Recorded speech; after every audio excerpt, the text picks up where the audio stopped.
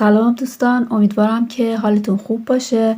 به کانال یوتیوب بافتنی با مینا خوش اومدید. این هفته براتون این مدل رو در نظر گرفتم که به این شکل هستش، نمای روی کار به این شکل هستش و این هم قسمت پشت کار هستش که قسمت پشت کار با اینکه رنگی هم هست ببینید بافتمون تمیز هستش و نیازی نیستش که این گوشه ها رو هم دقت کنید چقدر تمیز میفته. نیازی نیستش که هر رجی که میخوایم رنگ رو تغییر بدیم بخوایم گره بزنیم. بافتش بسیار ساده و تمیز هستش که میتونید شما برای لباس کودک از این بافت استفاده بکنید و مخصوصا برای لباس های پسرونه که الان این بافت رو با هم شروع میکنیم.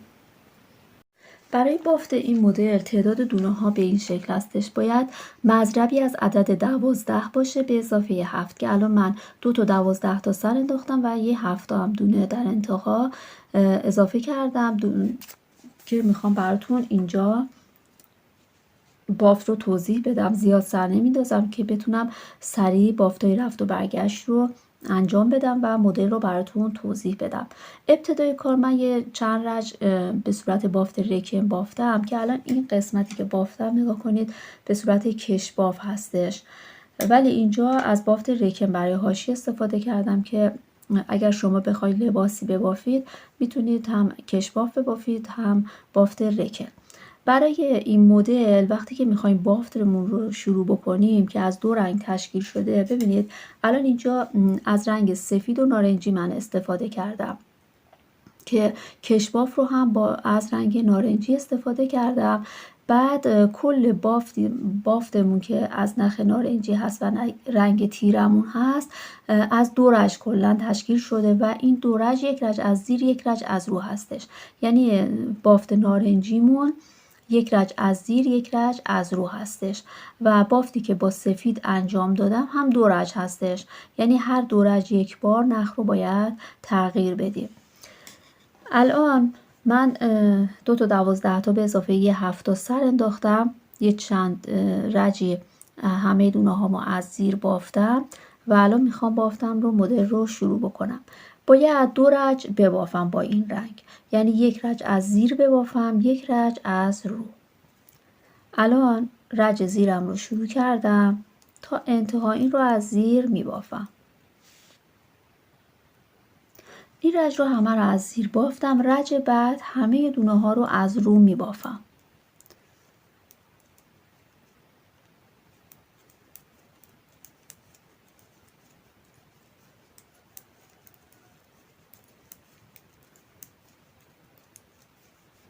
بعد از اینکه این رج تموم شد نوبت میرسه به رنگ بعدیمون که سفید هستش. من انتخاب کردم.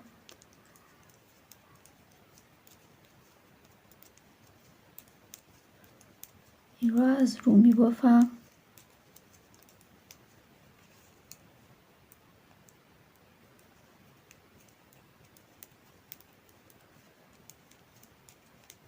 اینجا که میخوام رنگ رو عوض بکنم دوستان، ببینید دونه رو میندازم روی میل نبافته، دونه آخر رو، و بعد رنگ سفید رو میخوام اضافه بکنم.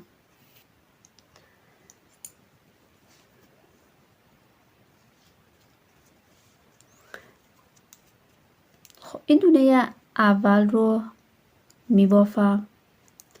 5 تا دونه از رنگ سفید، 2 تا 3 تا 4 تا 5 تا و با این دونه حاشیه‌مون میشه 6 تا. بعد این یه دونه این رو نبافته وارد میل میکنم که در واقع اینا هستش دوستان، ببینید که به صورت گندمی رفته بالا.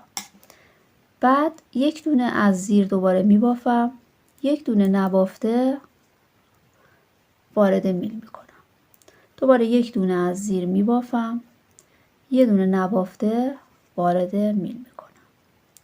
یک دونه از زیر میبافم، یک دونه نبافته. ببینید 1 2 3 4 تا الان رنگ تیرمون هست. این قسمت هم ببینید 1 2 3 4 تا. بعد 5 تا از زیر میبافم، 2 3 4 5 تا از زیر این قسمت. یه دونه نبافته وارد میل میکنم، دوباره یک دونه از زیر میبافم، یه دونه نبافته، یک دونه از زیر، یه دونه نبافته، یک دونه از زیر، یک دو سه تا شده. یک دونه نبافته، ببینید یک دو سه چهار تا شد. و بعد پنج تا از زیر میبافم، دو تا، سه تا، چهار تا، پنج تا و دونه آخرم که حاشیه بافته میشه. پس به چه شکل شد دوستان؟ گفتیم که دو رج رو که بافتیم با رنگ سبزمون، یک رج از زیر یک رج از رو، اینجا نخ سفیدمون رو اضافه کردیم، با حاشیه 6 تا دونه از زیر بافتم، رنگ سبز رو نبافته وارد میل کردم.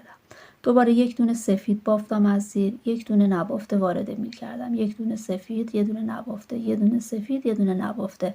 در واقع ببینید وقتی میشمارید اینجا باید 1 2 3 4 تا از این رنگ تیرتون داشته باشید. دوباره 5 تا از زیر، دوباره این رو تکرار میکنیم، یه دونه نبافته، یه دونه سفید، یه دونه نبافته، یه دونه سفید، نبافته، یه دونه سفید، نبافته و 6 تا رو از زیر میبافم. رج بعد، خب الان یک رجش رو با سفید بافتم دیگه، گفتیم که هر رنگ رو بعد دو رج ببافیم. رج بعد اینا رو باید از زیر ببافیم. ببینید به صورت بافت رکن هست بافت سفیدمون، چون که از زیر بافته شده. 2 تا، 3 تا، 4 تا، 5 تا، 6 تا بود دیگه، درسته؟ بعد نخ رو میارید سمت خودتون، این رو نبافته دوباره وارد میل میکنید. دوباره این رو از زیر میبافید، این رو نبافته، این رو از زیر میبافید، این رو نبافته. چون که سفیدا رو به این علت از زیر میبافیم که میخوایم بافتمون به این شکل در بیاد. ببینید مثل بافت رکن باشه. این بغل این وسط ها رو نگاه کنید به این شکل هستش، ولی اینا به صورت گندمی هست. نخ رو میارم سمت خودم، اینجا این رو با نبافتم انداختم، این رو از زیر میبافم، این رو نبافته وارد میل میکنم، چون که ببینید اینجا به شکل گندمی اون وقت بالا میره. بعد اینا رو از زیر میبافم، نخ رو میارم سمت خودم نبافته، این رو از زیر میبافم، نخ سمت خودم نبافته، اینو از زیر میبافم نبافته، اینو از زیر میبافم نبافته و دونه های سفید رو از زیر. پس دونه های سفید از زیر بود، بعد دونه هایی که رنگ سبز بود نخ رو سمت خودم آوردم و نبافته. ببینید بافتمون هم به این شکل. الان نوبت، خب گفتیم که وقتی میخوایم نخ رو عوض بکنیم دونمون رو نمی بافیم به این شکل. نخ رو میارم این سمت، دونه آخر رو موقعی که خواستیم رنگمون رو تغییر بدیم نباید ببافیم. الان نوبت رنگ تیرمون هست. گفتیم که رنگ تیره یک رج از زیر یک رج از رو بافته میشه. خب پس الان باید همه دونه ها رو از زیر ببافیم. اینا رو من سفت کنم. خب الان همه دونه ها از زیر بافته میشه، هم سفید هم رنگ سبزمون، همش از زیر.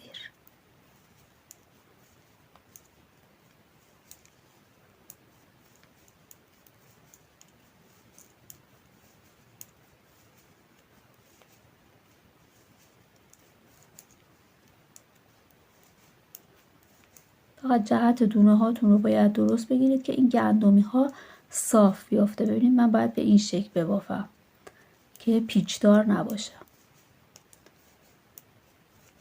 خب همه اینا رو بافتم. رج بعد همه دونه ها از رو بافته میشه.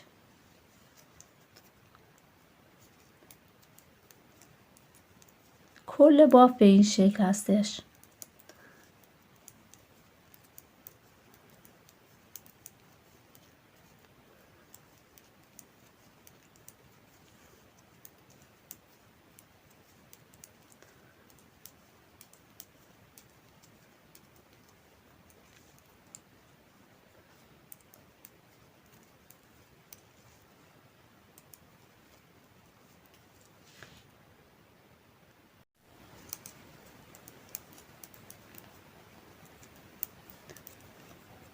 این رو تا انتها از رو میبافم.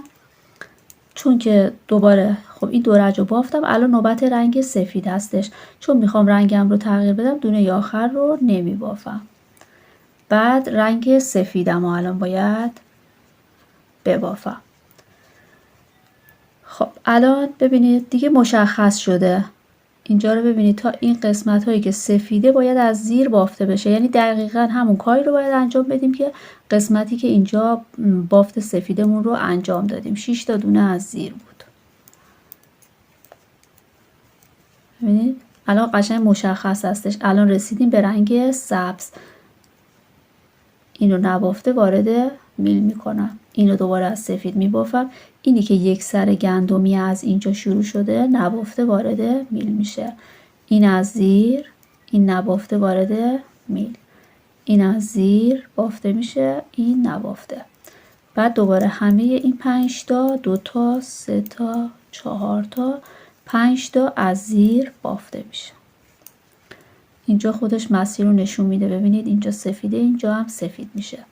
دوباره اینجا رو نگاه کنید. گندمی به صورت مستقیم اینطوری این رنگی هست، یعنی نباید سفید ببافم.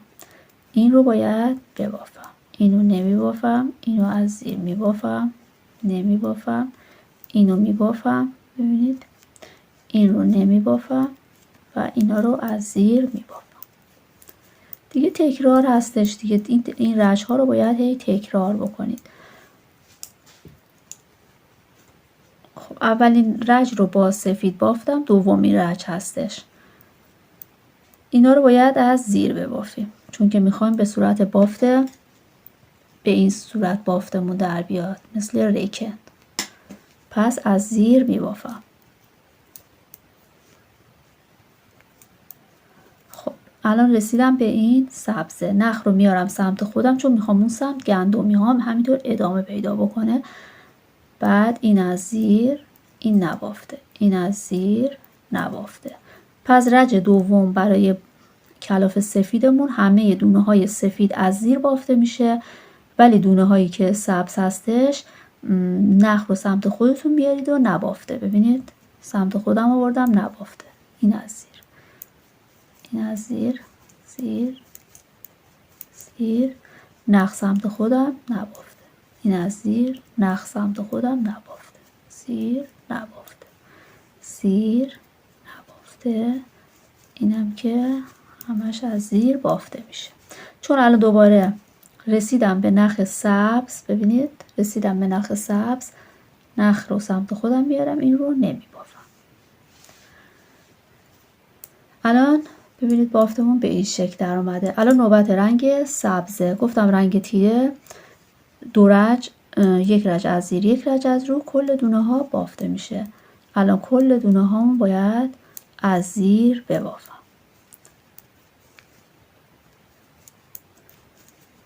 کل دونه ها از زیر بافته میشه. دیگه در واقع دارم تکرار میکنم.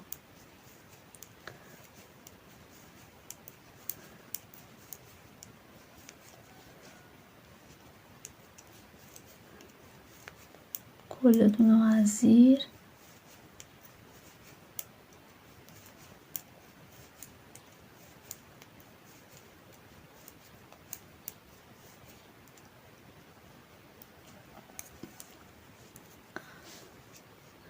رج بعد کل دونه ها از رو.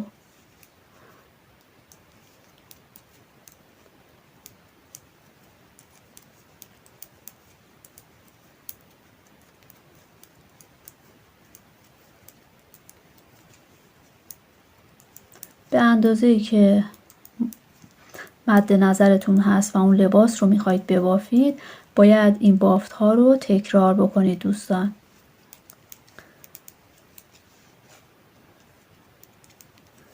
بافت خیلی ساده و در عین حال زیبا.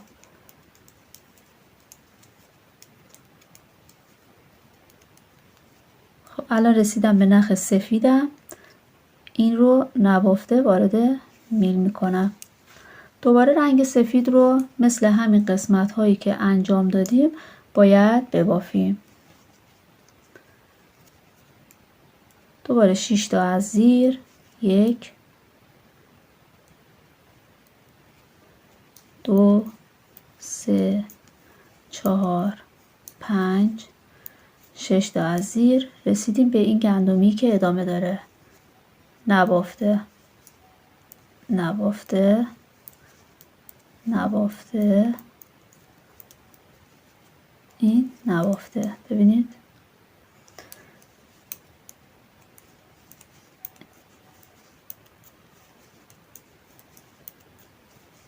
رسیدم به این نبافته، این از زیر نبافته، این از زیر نبافته، از زیر نبافته و 6 تا دونه با حاشیه البته از زیر. به همین صورت دوستان بافتتون رو باید تکرار بکنید. این الان به این شکل در اومد و پشت کار هم به این صورت.